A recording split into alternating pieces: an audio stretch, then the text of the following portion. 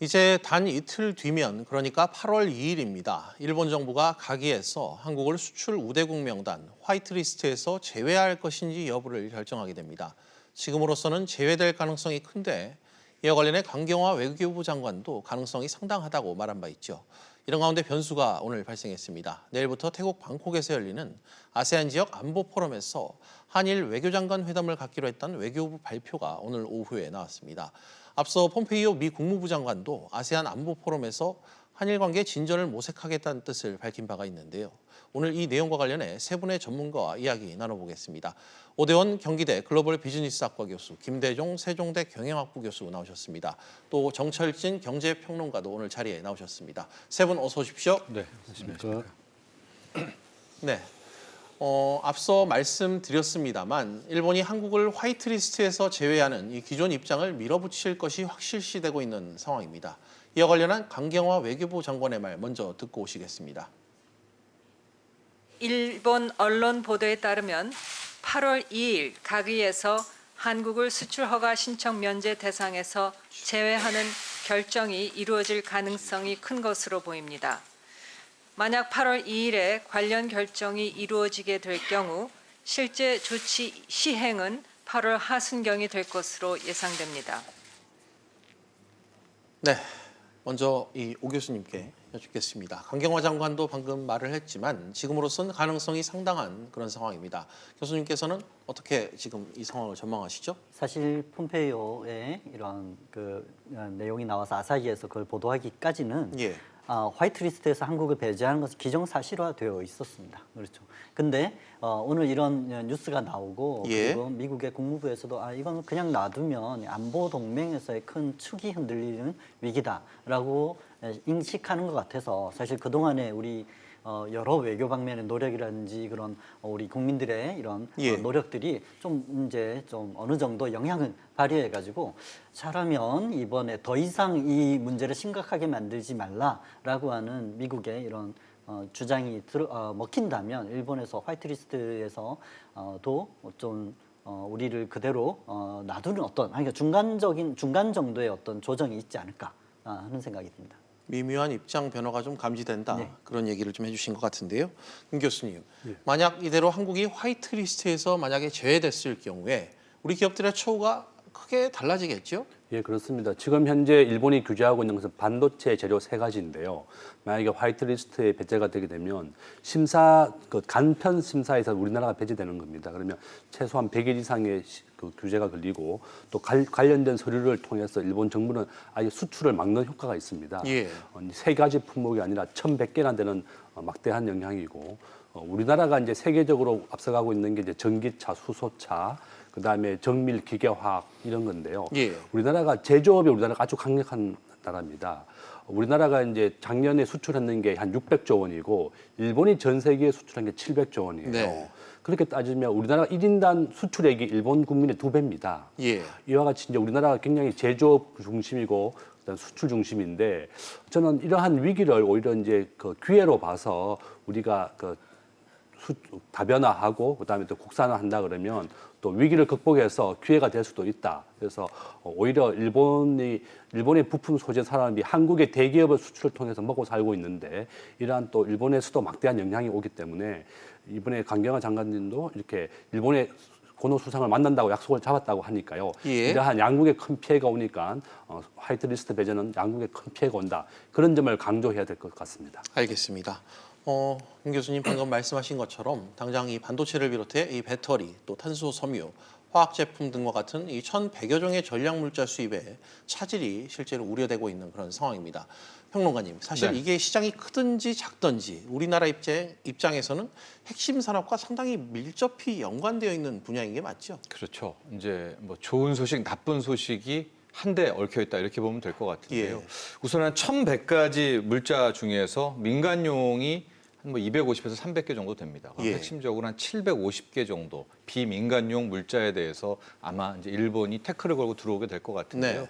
이제 관련해서 이제 당국에서 좀 인터뷰를 했던 모양이에요. 기업들을 이 중에서 빠르게 수입 대체, 그러니까 다변화할 수 있는 것들은 어느 정도 되냐 해서 봤더니 약 한 80에서 90%는 충분히 이제 대체 가능하다. 예. 실은 이건 이제 반가운 뉴스 아닙니까? 예. 근데 여기서 안타까운 것은 나머지 한 10% 정도는 실은 굉장히 크리티컬한. 그러니까 이거 당장 일본이 태클 걸고 들어오면은 우리 입장에서는 이거를 견뎌낼 수 없는 것들도 한 10% 정도가 된단 말이죠. 예. 그러니까 일본 입장에서는 그 물자가 뭔지, 그 소재가 뭔지는 잘 알고 있겠죠. 예. 그래서 만에 하나 8월 2일 이후에 정말 우리가 백색 국가에서 제외된다면 네. 일본이 뭐 전체 1,100개, 그 중에서도 비민간용이 한 750개, 그 중에서도 약 한 70개 정도, 그 10%인 한 70여 개 중에 예. 이제 하나씩 마치 빼먹듯이 이제 골라가면서 이제 요건 문제다 하고 일본의 뭐, 의지대로. 이제 수출을 한 뭐 3개월 이상 붙잡아 두면 당연히 관련이 있는 국내 중소기업 또 대기업도 엮여 있습니다. 예. 이제 피해를 볼 수 없는 그런 상황이어서 이게 그 정도 모든 물자가 다 뭐 일본이 독점하는 것은 아니지만 예. 적어도 한 10%가량은 현재 단기적으로는 일본 아니면 바꿀 수 없는 부분들이 있습니다. 이것들은 상당히 좀 신경 쓰이고 걱정이 되는 대목입니다. 실제 조치가 시행됐을 때 직접적인 타격이 우려되는 부분에 대해서 평론가님께서 몇 개 분야를 좀 지적을 해주신 것 같습니다. 다시 오 교수님, 피해를 받는 이 국내 기업들이 상당수일 텐데 아무래도 자금 여력이 달릴 수밖에 없는 중소기업들의 피해가 상당하겠죠. 예, 맞습니다. 지금 정철진 평론가님께서 정확하게 찍어주신 것처럼 네. 70여 개의 소재 부품은 사실 대체가 거의 어려운, 그리고 우리나라의 전방 산업에 가장 타격을 크게 줄 수 있는 그런 핵심 전략 산업들일 거예요. 예. 그러면 이 산업에 소재를 공급하는 중소기업들은 예. 이 자금 여력이 딸리니까 삼성이나 LG처럼 다른 대체선을 찾거나 뭐 예. 투자를 하거나 이런 게 거의 어렵다고 봐야 되죠. 그러니까 이 중소기업에서부터 또 중요한 전략 산업에서부터 예. 피해가 커질 것으로 예상이 되고 있습니다. 알겠습니다. 일본의 추가 수출 규제 조치가 임박하면서 우리 정부도 대응책 마련에 지금 분주한 모습인 것 같습니다. 평론가님, 일단 대응책 마련을 돕기 위한 정부 설명회가 좀 시작이 됐죠. 네, 정부 설명회는 꽤 뭐 많이 준비해서 설명을 하고 있는 것 같고요. 예. 실질적으로 근데 정부가 할 수 있는 것은 이제 자금 지원 정도에 좀 한정이 되어 있습니다. 그래서 예. 기금을 좀 한 3천억 정도까지 최대 이제 확보를 하려는 그런 모습인 것 같고 예. 목적 예비비라고 해서 이제 임시국회 열리게 되면 추경이 어떻게 될지 모르지만 이제 추경과 이 목적 예비비까지 예. 펀드를 좀 조성을 해서 힘들어지는 즉 자금 경색에 빠지는 중소기업 위주로 먼저 좀 네. 자금 지원을 나설 것으로 보여지고 있고요. 해당 관련한 기업들은 일단 뭐 일종의 전략이기도 한데 힘들다는 거를 좀 표출하면은 안 될 것 같아요. 왜냐하면 그럴 경우에는 저 기업이 힘들어지는구나 좀 오히려 노출이 될 수 있기 때문에 예. 좀 괴롭지만은 어쨌든 좀 속으로 좀 삭히면서 뒤에서 좀 준비를 하는 그런 겉으로 전략도 드러낼 수 없는 예. 필요할 것 같습니다. 알겠습니다. 한편 여야 의원들로 구성된 국회 방일단이죠. 오늘 오전 일본으로 향했습니다. 일본의 주요 정당 관계자들과 만남을 가졌다고 하는데요. 오 교수님, 일본의 수출 규제 철회 필요성에 대해 설득에 좀 나설 것으로 알려졌습니다. 이와 관련해 나름 성과를 좀 낼 수 있을까요? 사실 지금 통상에서 이거 국회에서 지금 이 정도의 그러니까 만남을 가지는 정도까지 간 것만 해도 굉장히 다행스러운 일이라고 생각이 됩니다. 예. 그리고 여기서 당장 어떤 효과가 그러니까 철회 이런 확답을 들을 수 없겠죠. 예. 정치니까요. 그러나 여기 이런 모임이나 이런 인적 네트워크를 통해서 의원 하나하나를 설득하는 것은 아까 말씀하셨던 것처럼 이런 화이트리스트 배제에 대한 뉘앙스의 변화에 어느 영향을 미치고 그리고 또 이 여야 의원들 간에 또 이 스펙트럼이 좀 다양했지 않습니까? 네. 이렇게 하는 건 안보 우방에서 우리가 빠질 수도 있다는 경각심을 제시하고 하는 것에는 어느 정도 효과가 있으니까 참 좋은 시그널이라고 봅니다. 알겠습니다. 어찌됐건 만남을 갖는 것에 있어서는 최종적인 이틀의 시간이 남기까지 우리 나름의 국회 차원에서 노력을 보여준 것이다. 이렇게 좀 평가를 하신 것 같습니다. 여기서 잠깐 짚어볼 게 있습니다. 사실 지금까지는 우리 정부가 WTO 제소 방침 이외에는 국제적인 여론전만 줄곧 펼쳐온 상황입니다. 다시 말해 아직 맞대응 움직임은 없었다는 얘기인데요. 김 교수님, 얼마 전 이 문 대통령이 우리 기업이 피해를 입으면 대응을 하겠다는 의사를 밝히지 않았습니까? 예. 실제로 좀 맞대응에 나설 가능성이 있을까요? 예, 우리도 이제 작년에 기준으로 우리가 수입을 했는 게 한 60조 원이니까 일본에서요. 예. 그게 56%가 부품입니다. 또한 우리나라가 일본에 수출한 것도 한 30조 원 되는데요. 네. 그게도 또 소재 부품 산업도 일부 있습니다. 우리나라에 이제 뭐 중소기업들이 일본의 반도체 재료를 오히려 또 공급하는 것도 있고 우리나라가 반도체 완제품이라든지 이런 걸 다시 일본에 역수출 진출도 하고 있는 것도 상당히 있고요. 예. 2000년에서 2015년 기준으로 우리나라가 일본에 의존했던 그 대일 의존도가 90%에서 작년에 한 반 정도로 줄어들었어요. 예. 그러니까 점점 많이 줄어들었다는 거고, 일본은 반대였습니다. 2000년에서부터 2015년까지 일본이 한국에 의존했던 비율이 2.6배 정도로 늘어났거든요.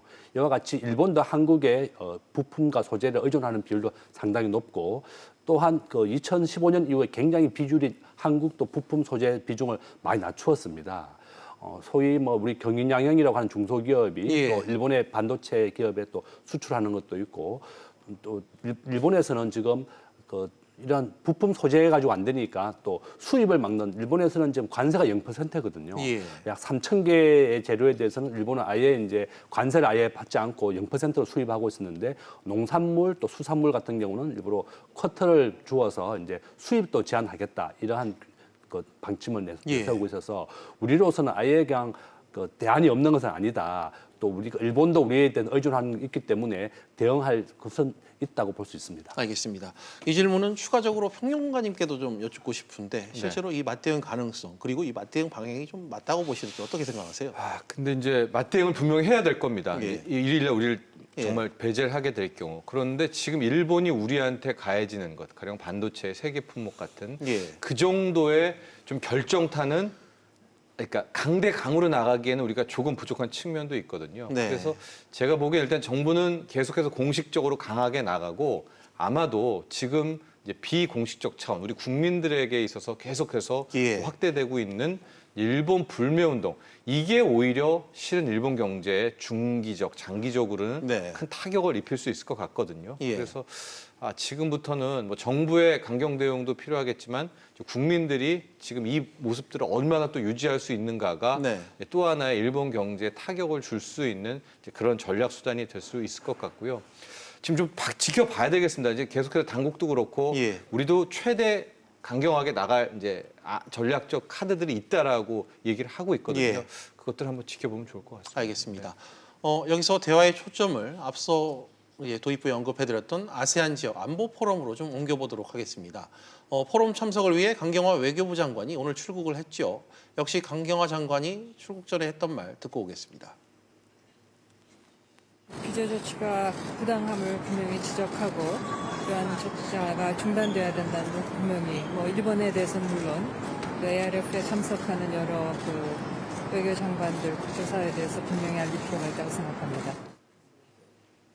네, 방금 보신 것처럼 이번 아세안 지역 안보 포럼은 일본의 추가 수출 규제 조치를 앞두고 열리는 만큼 이 한일 관계의 분수령이 될 것이라는 전망이 상당히 많습니다. 평론가님, 우리 정부 입장에서 최대 쟁점은 역시 한일 갈등인데요. 이 김 장관의 말처럼 관련국 외교장관들에게 과연 어떤 식으로 일본의 부당성을 알리느냐가 이 관건이 될 것 같은데 어떻습니까? 그렇습니다. 이제 투 트랙으로 나가야 될 것 같은데요. 첫 번째는 역시 여론전이 중요하고, 예. 이게 지금 확실하게 잡히진 않았는데 과연 한, 미, 일, 폼페이오, 강경화 장관, 고노, 이제 3자의 이 회담과 만남이 주선되느냐 안 되느냐가 우선은 이제 중요한 예. 하나의 변곡점이 될 것 같고요. 일단 모임이 성사됐다라고 하면 예. 그 가운데서 어떤 해법이 나오느냐, 이걸 봐야 될 것 같습니다. 만에 하나 모임이 짧게 끝났다라든가 큰 뭐가 없었다면은 역시 이번에 최초의 목적인 예. 여론전, 이 부당함을 알리는 것에 이제 초점을 맞춰야 되겠고요. 가장 좋은 것은 일단은 한미일이 모여서 어떤 해법에 네. 가까운 것들을 도출하는 게 좋을 것 같은데, 일단 현재까지 상황을 좀 보면 오전만 해도 예. 몇몇 보도들이 실은 좀 나왔습니다. 그래서 좀 미국이 제안을 했다라더라. 그 예. 제안은 뭐냐? 일단 일본은 반도체 디스플레이 3개 품목에 제한한 거 외에 더 이상 나가지 말아라. 즉 예. 화이트리스트 배제를 하지 말아라. 그리고 한국은 이번에 이제 강제 매각, 일본 기업들이 끝까지 징용 피해를 안 하니까 예. 한국 내에 있는 전략적 자산 매각을 나서려고 하는데 이거 일단 보류해라. 이렇게 정지해 놓고 다시 한일이 좀 만나봐라라는 카드를 예. 미국이 냈다라는 보도가 나왔어요. 그래서 네. 그걸 읽고 그렇다면은 이제 한미일이 ARF에서 만나서 좀 뭐가 나오나 봤더니 조금 전이었죠. 일본이 아주 공식적으로 예. 그런 건 들어본 적도 없다고 얘기를 하고 있기 때문에 네. 진위 여부를 좀 봐야 될 것 같은데, 일단 이번에 ARF에서는 이 3자가 회동이 있는지가 이게 정말 굉장히 중요한 포인트인 것 같습니다. 알겠습니다. 오 교수님, 이번 포럼에는 고노다로 일본 외무상도 옵니다. 역시 일본 측에서도 나름 치열한 외교전을 펼칠 것 같죠? 예, 지금 이 사태를 일본이 즐겨 좋아하지 않을 것 같습니다. 왜냐하면 일본 이것은 경제 문제이고 안보 문제에서 우리가 정식적인 이런 절차를 진행하는 걸 뿐이지 이거 역사 문제에 대한 징벌이 아니다라는 입장이었는데 지금 우리 치열한 외교전을 통해 가지고 이게 같이 연계되는 그렇죠. 이게 강제징용의 문제 그리고 저기가 미쯔비시가 전범 기업이었구나 이런 것이 오히려 알려지는 기회가 되고 있단 말이죠. 쟤들 도대체 왜 싸워? 이유가 이거야라는 소문이 자꾸 나는 것이 싫은 거죠. 그래서 이번에도 아주 치열하게 이것은 경제와 관련된 것이지 그런 그 외에 다른 안보와 관련된 것이지 그 외에 역사 문제가 아니다라는 주장을 계속하는 외교전이 치열하겠죠. 알겠습니다. 역시 가장 관심을 끄는 건 일본 이 외무상과의 양자회담 여부였습니다. 그런데 오늘 오후에 회담이 결정이 됐습니다. 김 교수님, 이거 다행스러운 소식이 맞나요? 예, 정말 다행스러운 소식이고요. 일단은 그 강경화 장관이 외상한테 이렇게 문제가 심각하다. 지금 현재 외교 문제가 또 무역 갈등으로 이어졌고 또 무역 갈등이 안보 문제까지 이어지고 있습니다. 보니까 우리나라 양국이 그 작년에 교류했던 게 1,000만 명이 서로 왔다 갔다 했어요. 지금 현재 우리나라도 전 국민이 불매 운동을 벌이면서 그 여행객 한 65%나 감소했고 자동차도 한 반 토막 정도 매출액이 감소했다 그러고 뭐 유니클로도 한 30% 매출이 감소했다 그러고 일본 제품과 관련된 게 전부 다 30에서 50% 감소하고 있고 또 국민들 또 여야 정 뭐 전부 다 똘똘 뭉쳐서 지금 전면전 뭐 판매 불매 운동을 벌이고 있어서 일본에서도 상당히 두려워하고 있는 것 같습니다. 그래서 또 일본의 보수적인 언론사들도 장기전이 된다 그러면 한국과 일본 양국에도 굉장히 큰 피해고 특히 일본에서는 이게 단기간에 끝날 줄 알았는데 장기적으로 간다 그러면 큰 여파가 있다는 것을 굉장히 걱정하고 있는 것 같습니다. 그래서 저는 이런 것이 오히려 또 우리나라에도 좋은 기회가 된다. 우리나라 중소부품 기업들이 그 국산화도 되고 또 다변화한다 그러면 오히려 위기는 기회가 된다. 이렇게 우리는 이용을 해야 될 것 같습니다. 그래서 너무 걱정하는 것보다는 위기로 만드는 그런 계기도 되고 또 우리 부품 소재 산업이 우리나라에서 만든 거지만 중국나 전 세계에 우리가 또 많이 공급하고 있습니다. 그래서 전체적으로 부품 소재 산업은 우리나라가 흑자입니다. 아직은 일본에서는 적자이지만 중국과 전 세계 수출할 때는 또 흑자이기 때문에요. 부품 소재 산업을 더 우리나라가 더 강화할 수 있는 계기도 된다. 우리가 작년에 부품 소재 산업이 30조 원이 수업이었는데 또 이것을 많이 국산화한다 그러면 또 일자리로 만들어지는 게 한 30만 개쯤 됐더라고요. 또 오히려 고용 창출도 이어질 수 있으니까 우리나라 위기를 기회로 만들자 이렇게 저는 제안 드리겠습니다. 알겠습니다. 물론 당장 극적인 타협점을 마련하고 이런 결과물을 내는 것까지는 기대하기 어렵겠습니다만 평론가님 대화의 물꼬를 텄다는 점에서 방금 임 교수님께 여쭙던 연장선상에서 만남의 의미는 적지 않다고 봐야 되겠죠? 그렇죠. 일단 강경화 장관 또 고노 외상이 일단 만남 자체는 어쨌든요 이렇게 공식적인 채널에서 만나는 건 굉장히 좋은데 저는 한 가지 더 바람은 앞서도 말했지만은 이제 한일이 끝나고 나서 한미일 폼페이오까지 공식적으로 좀 가세해서 마치 릴레이 회담처럼 한미일까지 끝까지 한번 가보는 것이 뭐 실질적인 해법에는 문제를 좀 높고 더 도움이 될 것 같거든요. 그래서 약간 좀 다른 분위기가 과거처럼 미국이 좀 적극적으로 안 개입하고는 있는데 이번에 이 ARF에서 한일 만나고 뭐 만남 중에 와도 좋고 만남이 끝나서 폼페이오까지 함께 되는 그런 모습이 나온다면 의외로 조금은 큰 틀에서 방향 전환도 될 수 있겠다. 이제 이런 기대를 가져보면서 뭐 오늘 내일 굉장히 좀 긴장감 있게 바라보고 있습니다. 알겠습니다. 뭐 새삼 강경화 외교부 장관의 어깨가 무겁겠다는 생각이 드는 것 같습니다. 그런가 하면 이번 포럼에 참석할 폼페이오 미 국무장관이 한일 양국 간 갈등에 개입할 것이라는 의사를 내비쳤습니다. 관련해서 좀 살펴보면 이 강경화 외교장관을 만나고 고노다로 외무상을 만날 것이다. 그리고 두 사람을 함께 만나 앞으로 나아갈 길을 찾도록 하겠다. 말하자면 대략 이렇습니다. 오 교수님, 폼페이오 장관의 방금 CG를 통해서 봤던 이 멘트, 이 한일 갈등 중재에 전면에 나서겠다는 것을 공식화한 것으로 봐도 좀 무방하겠습니까? 공식화한 것이죠. 우리가 그동안 노력했던 실적으로 미국이 드디어 여기에 좀 개입해서 왜냐하면 이것이 안보 동맹의 문제 아니겠습니까? 그래서 처음에 우리가 김현종 차장이 워싱턴 방문했을 때 우리를 도와준 편은 없는데도 그들이 했던 말, 지소미아는 건드리지 마라. 예. 안보 동맹 이건 깨면 안 된다라고 해도 최후의 보루를 얘기를 했었어요. 근데 예. 명분 싸움에서 또 일본은 계속해서 우리가 왜 그 경제 문제인데 다른 데 가서 다른 소리 하고 다니냐라고 했던 게 스가 관방이나 다로 외무성에서 나왔던 얘기들이 이게 자기들이 뼈아픈 부분이거든요. 근데 그게 통해서 지금 이런 공식적인 미국의 개입을 끌어낸 거 아닌가? 이건 사실 참 좋은 기회이고, 네. 이걸 잘 불씨를 살려가지고 화해를 도출해내는 그런 전략이 필요할 것 같습니다. 태도와 이제 이 관계 간의 그 갈등을 조정하는데 좀 미온적이었던 미국의 입장 변화를 어떤 식으로든 이끌어냈기 때문에 의미가 있다. 그 말씀을 좀 하신 것 같습니다. 김 교수님, 또 그런가 하면 일각에선 한일 간 중재가 아니라 갈등을 일시적으로 봉합하려는 외교적인 관여로 보는 이 냉정한 시각도 좀 있더라고요. 예, 그렇습니다. 지금 현재 아까 말씀드린 것 같이 이제 외교적인 갈등이 또 무역 갈등으로 되고 안보 갈등으로 이어지게 되니까 미국의 입장에서는 한국과 미국, 일본 삼각 안보 체계가 굉장히 중요합니다. 예.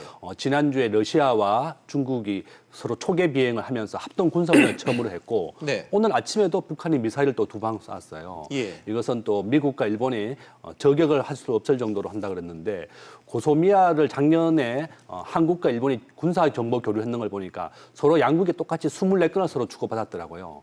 우리나라는 인적 정보를 제공했고 예. 일본은 또 위치라든지 사거리 이런 것도 정보를 제공했기 때문에 양국에서는 굉장히 중요합니다. 미국의 입장에서는 한국과 미국, 일본 3국이 안보 동맹을 철저히 해서 중국과 러시아, 북한을 방어해야 되는 거기 때문에 예. 이렇게 정말 중요하다. 그래서 폼페이오 장관은 한국과 일본이 이제 더 이상 그 갈등을 좀 하지 말고 중지하고 서로 냉정한 시각에서 서로 좀 살펴보라는 차원에서 서로 서명을 좀 해라, 중지하겠다고 하는 것을 요구했는데요. 우리나라도 지금 화이트리스트에 배제하는 것을 목표로 한다 그러면 당연히 여기에 적극 참여해서 여기에 중지하는 것을 목표로 두는 것이 제일 좋은 방안이라고 봅니다. 우리의 기대와 달리 냉정하게 좀 사안을 접근하려고 하는 미국의 그 시각, 비판적인 시각과 관련해서는 이 평론가님한테도 좀 같이 좀 여쭙겠습니다. 그렇습니다. 저도 이제 또 다른 차원에서 이 예. 폼페이오 장관의 이번에 개입 또 적극성을 이제 또 다른 차원에서 바라보고 있는데요. 이게 예. 왜 그러냐면 지난 주말을 넘어오면서 이제 시장에서 뭐 음모론 같은 이야기들이 많이 좀 돌고 있거든요. 네. 가령 뭐 미국, 대만, 일본이 이제 하나의 연결고리를 만들어서 미국이랑 대만은 중국을 잡으려고 하고 엄밀히 말하면 이제 중국의 5A로 대변되는 5G 기술.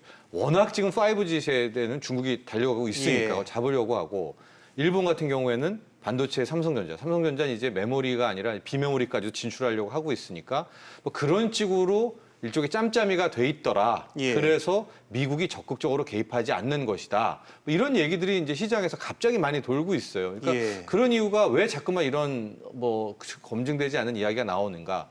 미국이 이제 과거처럼 같은 동방 그 안보 우방국 아니었습니까? 예. 한미일이. 근데 옛날에 한 5년 전, 4년 전만 해도 굉장히 이런 갈등이 있었을 때는 미국이 적극 개입을 해줘서 뭐 화해와 어떤 그런 길을 텄었는데 예. 그에 비하면 이번은 정말로 과거 어느 때보다 갈등의 이 강도는 크죠. 우리의 핵심 반도체 세계를 뭐 예. 너무나 노골적으로 지금 수출을 막고 있는 그런 상황이니까 그에 비해서 미국의 개입이 상대적으로 소극적으로 보이니까 아마도 그런 속설들 시장에 검증되지 않은 이야기들이 돌고 있습니다. 따라서 저는 이번에 폼페이오 장관이 얼마나 적극성을 띠고 이 한일 외교 수장들의 그 모임에서 조율을 하고 결과를 내는지를 보면 예. 아 이게 정말 시장의 그런 떠돈 얘기가 맞는 건가? 개입의 아닌 정도가? 건가라는, 예, 예. 그런 것까지 확인해 볼 수 있는 하나의 또 모멘텀도 될 수 있을 것 같습니다. 알겠습니다. 이런 와중에 미국이 한일 양국의 분쟁 중지 협정에 서명할 것을 제안했다는 미 고위 당국자의 발언이 오늘 외신을 통해 정확히 로이터 통신을 통해 오늘 오전에 전해진 바가 있습니다. 평론가님 네. 하나 더 바로 여쭤볼게요. 이겁니다. 바로 그래서 이건 의미는 어떻게 봐야 될까요? 예, 로이터에 나오면서 뭐 저도 되게 고무됐었고 이게 네. 또 로이터 발이니까 또 얘기가 꽤 구체적이잖아요. 예. 일본은 2차 보복하지 마라. 즉 1차로 했던 반도체 3개 외에는 더 건드리지 말고 일단 한국 같은 경우에는 대법원 판결이 있지만은 예. 강제적인 자산 매각은 하지 말아라. 그리고선 다시 중지를 하고 협상을 해라. 그래서 꽤 신뢰도가 있다고 봤는데 오후 들어서 일본이 뭐 전혀 들은 바가 없다. 네, 들은 바가 없다. 이 얘기를 또 하면서 찬물을 끼얹게 되니까 또 그것도 전략적일 수가 있어요. 왜냐하면 이제 곧 한일 또 한미일 이제 대표들이 만나게 되니까 이건 좀 지켜봐야 될 것 같은데 일단 로이터발 뉴스만 보면은 사뭇 구체적이어서 뭐 카더라 통신을 넘어서는 수준이었기 때문에 보도 내용이 좀 구체적이었기 때문에 폼페이오의 역할을 한번 보면서 확인해 보도록 하죠. 네. 알겠습니다.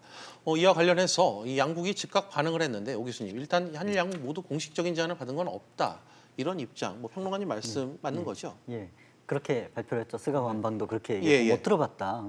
로이터를 받아가지고 아사히에서는 또 더 구체적인 이런 내용이다라고까지 나왔으니까 못 들어봤다라고 하는데 그건 주권국의 외교장관으로서 수장으로서 당연한 거 아닌가. 그리고 관방이면 이제 당연히 그렇게 제가 시켰기 때문에 우리 그대로 따를래. 주권국으로서는 한국이든 일본이든 받아들일 수 없는 것이죠. 하지만 내용으로는 이게 어떤 얘기를 한 게 아닐 거예요. 그리고 아사히 같은 데서 이렇게 나올 정도면 일본에서 굉장히 언론 통제가 심한데도 얘기가 나왔으면 그 아주 구체적인 소스가 있다는 것이죠. 그러니까 이런 일이 있었을 것인데 이제 퇴로를 조금씩 열어주면서 일본이 먼저 우리한테 걸었던 3개의 수출 규제는 그대로 유지하라. 한국은 자산 배가 함부로 하지 마라. 라고 하는 구체적인 안이 나왔지 않습니까? 요거에 대해서 어느 정도의 좀 외교적인 타협안이 나오면서 좀 봉합해가는 과정.